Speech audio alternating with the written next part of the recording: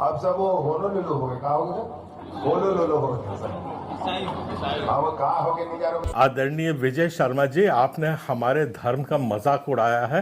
Hallelujah जो होती है वो एक बहुत पवित्र प्रार्थना होती है, जिसको हम बड़ी तन्मयता से और पवित्रता के साथ उसकी हम आराधना करते हैं। उसको आप हालेलुलु हालेलुलु करके मजाक कर रहे हैं। आपने अपना कद थोड़ा विवाद करत रही कोनो कोनो मन, भगवान के मंदिर में नहीं जान देवन, तब पूजा पाठ नहीं कर, ऐसे ऐसे टाइप के कुछ नहीं हो गए भ्रमित बुद्धि कईयन के।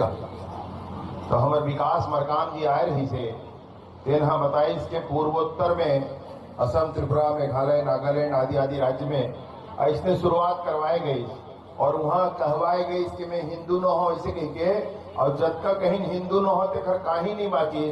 अब सब वो होनोलुलु हो गए, कहा हो गए, होनोलुलु हो गए सब। अब कहा हो गए नहीं जा रहे भाई, वो बताई तो इसने हो गए कह के, तब मैं जाने वाले होनोलुलु झन हो जाए ऐसे की क्या सब उमल बचाए गए बोले से समझाए गए। तो ये बात में समझे रहेगा बहत्तर भारत माता के कोरा में जतका रहते तय हंस के मैं हूँ बरोबर सब महतारी के वंदना है।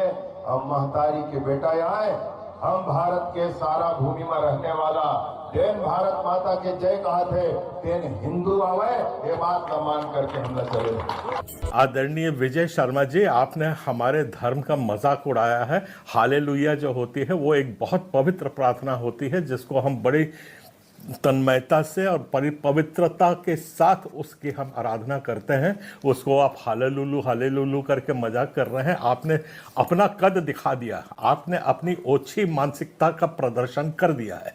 हम लोगों को कोई फर्क नहीं पड़ता है, हमारा विश्वास ना कम होता है, ना ही हम डरते हैं, ना झपकते हैं आपके लोगों के इस किस्म की हरकत से। आपको आपका इस किस्म का मजाक उड़ाना दूसरे धर्म का, आपको मुबारक हो, बहुत बधाई देता हूं। शक्ति के साथ बोलना चाहता हूं कि ईसाई धर्म मानने वाले कभी किसी दूसरे धर्म का मजाक नहीं उड़ाते हैं। आपने बहुत आपत्तिजनक बातें करी हैं। ये तो आपने देशद्रोह की बात करी है, जो आपने बयान दिया है कि जो नॉर्थ ईस्ट में ईसाइयों के कारण वहां पे आप दंगा होने की बात करें हैं। मेरा बड़ा विनम्रता से आपसे एक आग्रह है कि जब भी आप ऐसे इंटरनेशनल अंतर्राष्ट्रीय किसी मुद्दे को दें, थोड़ा बहुत पढ़ लिया करें। मैं मानता हूं कि आपको पढ़ने लिखने में बहुत तकलीफ होती होगी, ऐसा मेरा मानना है, पर आप फिर भी या तो बयान ना दें और या पढ़ लिख के बयान दें, और आपसे नहीं पढ़ते लिखते बनता है तो किसी और से पढ़वा लिया करें। मैं आपके लिए और अपने दर्शकों के लिए ये जानकारी दे रहा हूं, इसको ध्यान से सुन लीजिए, और कहीं भी गलती है तो मेरे को आप किसी भी कटघरे में खड़ा कर देना। मैं आपको बताना चाहता हूं कि सन 1800 से इतिहास में दोहरा रहा हूं वहां के सेवन सिस्टर्स का। सेवन सिस्टर्स खाली मणिपुर नहीं है, उसमें 90% ईसाई थे सन 1800 में, और ये घट के 2011 के सेंसस में 41.3% ईसाई रह गए हैं। और आप किस ईसाई के आतंकवाद की वहां पे बात कर रहे हैं? थोड़ा बहुत तो आप सम्मान बना के रखिए अपनी इस कुर्सी का। अब मैं आपको ले जाता हूं वहां जो दंगे हुए हैं, बहुत संक्षिप्त में अपने मैं बात रखूंगा, शायद आपको भी उसका ज्ञानवर्धन हो जाए। और वो ये है, एक अपनी मैती है और दूसरा है कुकी। कुकी में भी 50% ईसाई हैं और मैती जनजाति में भी 50% ईसाई हैं। इनकी जमीन की लड़ाई है, उसको आपने मोड़ दे दिया है धर्मांतर और ईसाई विरुद्ध हिंदू की। ये जो आप विभाजन की मानसिकता को लेकर हर जगह बोल रहे हैं, ये बहुत खतरनाक है देश के लिए। ये मैं आपको चेतावनी दे रहा हूं, समझा रहा हूं, जितने जल्दी आप समझ सके उतनी जल्दी ये देश बचेगा। आपने मानसिक विभाजन के बोझ तो समाजों के आपस में बो दिए हैं। मैं नहीं कह सकता कि अब ये विभाजन को आप किस हाशिए तक लेके जाएंगे, ये आप जाने और आपकी मानसिकता जाने। मैंने यही कहा था कि जो वहां पे सेवन सिस्टर्स जो हैं, जो 7 प्रदेश हैं, उनमें जाति प्रभुता की लड़ाई हो रही है, और ये आज की नहीं है। इसका इतिहास देखेंगे तो सन 1245 से वहां पे ये जाति की प्रभुता की लड़ाई चलती आ रही है। वो कोई नई चीज नहीं है हमारे लिए या देश के लिए जिसके लिए आप इस किस्म का ईसाई के ऊपर ठीकरा फोड़ करके आप ये करना चाह रहे हैं। तो कृपया अपने बयान को फिर से दीजिए, माफी मांगिए ईसाई समाज से, और देश को जोड़ने का और एक साथ चलने की मानसिकता लेकर के चलिए। आप बार बार कह रहे हैं भारत माता की जय बोलना होगा। बड़े सफाई तरीके से मैं आपको यहां पे बोलता हूं कि हम अपने परमेश्वर को छोड़ के और किसी की जय नहीं बोलते हैं, और ना हम बोलेंगे और ना हम पे थोपने की कोशिश की जाए। हम भारत माता अमर रहे बोलते हैं तो उसमें आपको आपत्ति होती है। तो ये एक तरीके से आप अपनी विचारधारा हम पे थोपने की कोशिश कर रहे हैं, जो कभी सफल नहीं होगा। ईसाई आदमी मरने को तैयार है पर अपने विश्वास से नहीं हटता, ये आप जान लीजिए। हम भी चाहते हैं कि इस भारत की धरती पे आज हमारा लहू से भी ये सींचा गया है। आजादी में जो सबसे ज्यादा अगर बढ़ चढ़ के कब भाग लिया है तो आज ईसाई लोगों ने वहां पे आपको आजादी दिलवाई है, इसमें कोई दो मत। तो सबको जय मसीह की। God bless you all of you. आज के सुंदर समय में हम परमेश्वर की उस योजना को जो हम पर प्रकट की है उसके विषय में हम बात करना चाहते हैं। तो सबसे पहले हम ये बात करना चाहते हैं कि जो लोग परमेश्वर के जीवन में आ जाते हैं उनके जीवन में परेशानियां और रुकावटें और बंधनें क्यों सबसे ज्यादा उनको नजर आने लग जाती है, और वो क्यों इस समस्याओं में ही उलझे रहते हैं जबकि परमेश्वर उनके सामने खड़ा रहता है। आज हम देख रहे हैं कि जहां जहां पर चर्चेस हैं, जहां जहां पर आप वीडियो के द्वारा देख पाते होंगे, लोग अपनी चंगाइयों को पा रहे हैं, अपनी छुटकारा पा रहे हैं।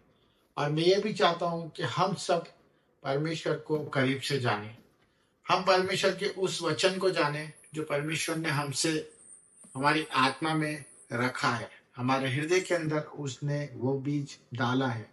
तो आज उसी विषय में आपसे बात करना चाहता हूँ मेरे भाइयों और मेरी सिस्टरों, कि हम लोग जब परमेश्वर के वचन को पढ़ते हैं और उस पर अमल में लाने की कोशिश करते हैं तभी हम अपने उद्धार को देख पाते हैं। मैं आज देख पा रहा हूँ कि बहुत सारे लोग हैं जो अपनी चंगाइयों को रिसीव नहीं कर पा रहे, जो अपने छुटकारे को नहीं रिसीव कर पा रहे। वो हम में से ही है, परंतु वो कोई ऐसे लोग नहीं हैं जो परमेश्वर को प्यार नहीं करते, परंतु उनका प्यार और उनकी परमेश्वर की तरफ निवेदन प्रार्थना पूरी क्यों नहीं हो रही है।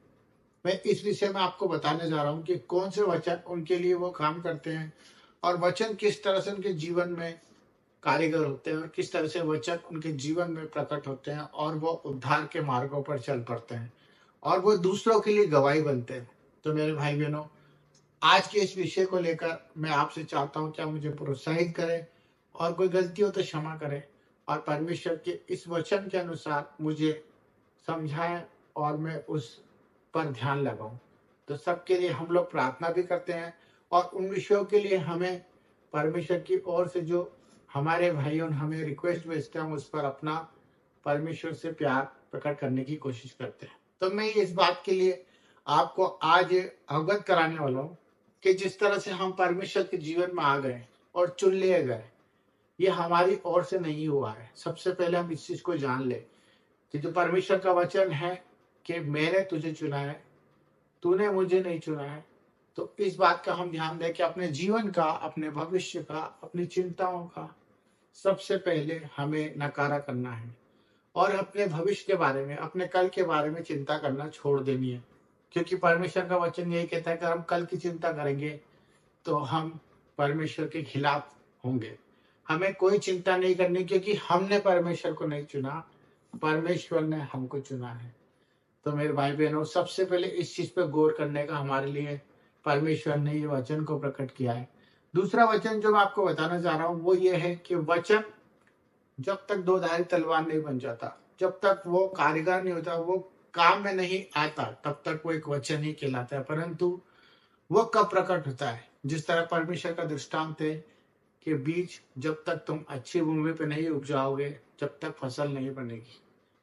तो उसी प्रकार परमेश्वर का वचन भी यही कहता है कि आप अगर वचन पढ़ते हैं और सुनते भी हैं, पर जब तक अपने हृदय में उसको जगह नहीं देंगे और उस हृदय से आपके अंदर वो आवाज नहीं आने लगेगी, तब तक आपका उद्धार नहीं हो सकता।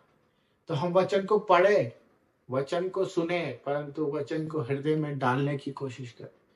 ये परमेश्वर का प्यार है। अगर आपने वचन को, बाइबल को, परमेश्वर के कहे नियम को अगर अपने हृदय में डालने की आदत डाल दी, तो मैं बता रहा हूं आप दूसरों के लिए उद्धार के मार्ग बनेंगे, आप आशीषित हो जाएंगे। आपको किसी जगह जाने की, भटकने की जरूरत नहीं पड़ेगी। आपको अपने हृदय से ही वो जवाब मिल जाएगा जिस चीज के लिए आप भटक रहे हैं। आप रोगी होंगे, आप परेशान होंगे, आप कर्जे में होंगे, पर परमेश्वर का यह जो बात मैं आपको बताने जा रहा हूँ वो यही है कि परमेश्वर के वचनों को अपने हृदय में डाल लीजिए मेरे भाई बहन। फिर देखेंगे आपके जीवन में किस तरह से उद्धार होता है, और चंगाई और छुटकारा आपके जीवन में इसी वक्त है। आप स्वीकार करें और वचन को पूरी तरह काम करने दें।